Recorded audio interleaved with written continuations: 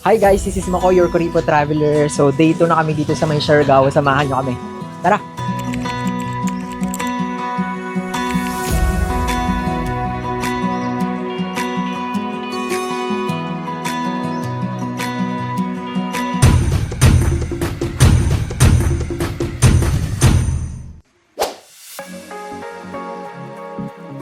Next island na kami. Dito na kami sa Daku Island. Magla-lunch na kami. Tapos kumakain muna kami ng mani kasi nagugutom na kami. Kanina pa kami nagugutom. Nakakagutom talaga pag umuulan. Ang sarap ng mani. Wala na, mamaya pag may pagkain na, busog na ako. Anong month ba magandang pumunta ng Siargao? October. Hindi maulan. Kain. Sinuot ko na yung pang-uwi ko sana. Lamig eh. Ano ba yung delicacies? Ano ba yung mga delicacies ng Siargao? Mga masarap kainin dito. Bukod sa mga afam.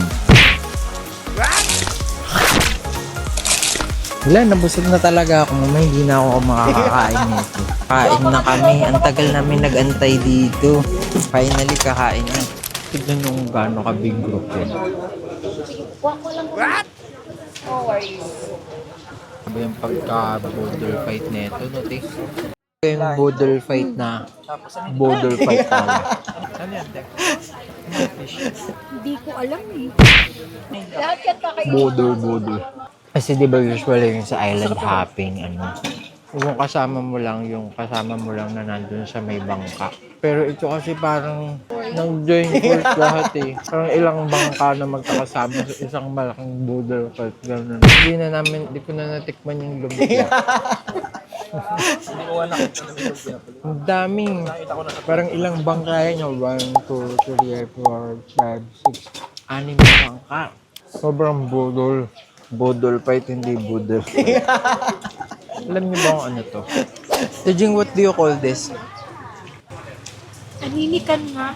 Pero sa Tagalog, iba. Grabe yung isa kanina na Pinoy. Parang pinuno niya ng hipon yung plato niya, isang buong ganito. Tapos yung fish na kinuha niya parang ang laking part. Hanggang mga 2 ganito. Grabe yung niya ano ba yung tawag sa gano'n? Buhakaw. Kakahiya. Mga foreigners, pinag-uusapan siya. Yung iba nag-ersiflora sila kapag kumakain ng mga pag napupunta sa mga ganito. Para sure. Ano yun? Para siyang probiotics. Hindi pa din ako makamove on sa grabing big group. Coffee tayo, coffee. Meron ditong tindahan, pero konti lang yung mga laman.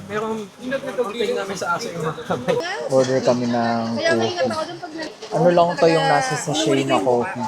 Ang lamig kasi. Hindi tumitigil yung ulan. Hindi pa din kami makamove on dun sa mga sugapang mga Grabe talaga yung hipon na kinuha no? Punong-puno yung isang buong plato. Grabe, nagahama. Yung nila inisip meron bang ibang kakain. Punta na kami sa next side trip namin. Last na to, no? No? Last na to. Yes, sir. Yes, sir. Add niyo po siya. Pangalan niya po ay Carmela. Carmela's Paradise. Ito na tayo sa side trip.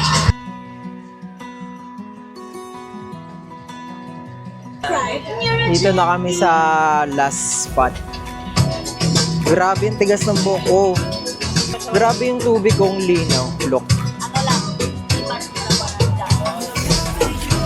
Meet Ate Didi, our tour guide. Look.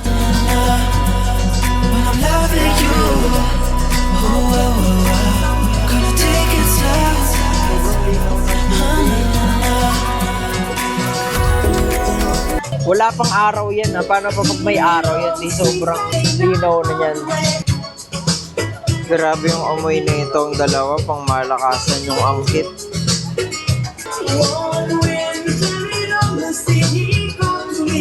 Linaw ng tubig. Sarap sana mag-swimming kaya lang ang lamig. Kaya again, huwag kayong pupunta dito ng February kasi Hindi talaga maganda, malamig. Di ba yung mga naiwang lamig pa nung December? Ganon yung lamig. Tapos maulan. Pero ang ganda ng Siargao. Pero pagdating sa island hopping, the best pa rin talaga sa may Palawan. Number 1. I trip and we stay here everyone 30 minutes. Okay, so you can do swimming and if you have a snorkeling mask, you can use it here. You can... Grabe yung tubig oh. Kita nyo ba yan? Yes! Grabe yun. Basta tayong So ito pa yung isa sa downside, hindi namin makita yung sandbar kasi high tide. Magsiswim tayo. Pwedeng tumalon dito sa may barko. Barko pala. Pwede kang tumalon from here. Doon sa kabila may mga tumatalon eh. Baba na kami. Kailangan nating bumaba kasi may hilo na naman tayo dito. Swimming tayo. Kasi may hilo tayo dito sa may bangka. Grabe yung nakaka-mesmerize yung itsura.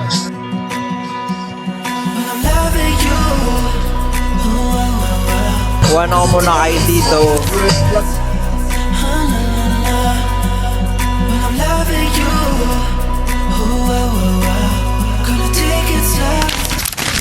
We're going back na. Tumatawid kami kasi hindi na makatawid yung mga bangka. Ang baba kasi. We're going back. Sobrang baba ng tubig. So, kailangan namin pumunta lahat dun sa may bungad ng bangka. Yung sa ganyan, no? Ang ganda. Yun, no? Sa ganun. Para forward yung bangka. Kasi ang baba niya. Tapos ang hirap tumatawid-tawid kami sa mga bangka pabalik ng port.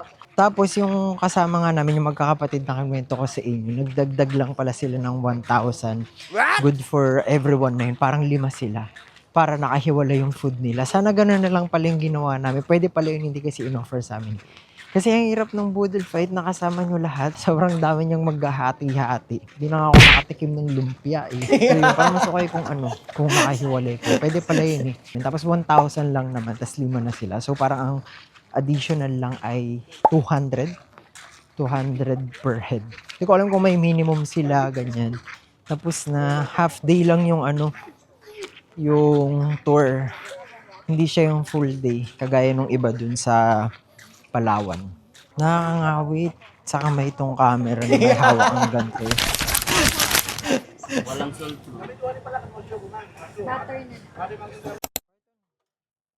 butter lang.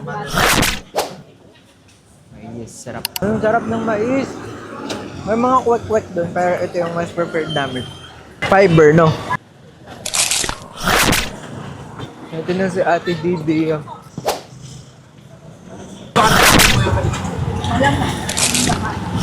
Pagkain to eh. Yung transport pala kasama na doon sa tour, no? Papunta tsaka pabalik ng hotel. Doon sa 1 rin lang pinahid natin, Kasi diba? once hindi tayo nagbayad eh, di ba? Oo pala, maganda. Mura nga lang, no? 1 na, tapos may transpo pa. Pagkain pa. Kasi usually may bayad din, no? Yung transpo, parang 200 doon sa Palawan. We're back home. Ano yung tour nila bukas? Akala ko meron pang ibang klase ng Kasi di ba sa Palawan meron nung type A, type C. Mais. Ikaw na maliligo. Ako na no? Sunod ako sa'yo. Ano hindi ito masarap? Yung mixture nito hindi masarap, matabang. Ito masarap, may alat-alat. Laway conscious daw pala kasi si ate.